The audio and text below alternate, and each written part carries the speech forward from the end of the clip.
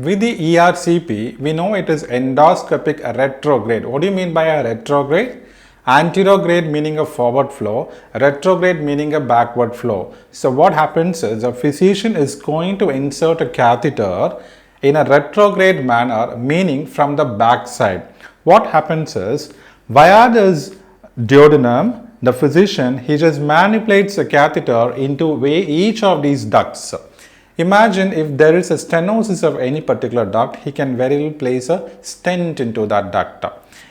Sometimes he can also do a sphincterotomy. If it is a case of a tight sphincter, he can also do a sphincterotomy.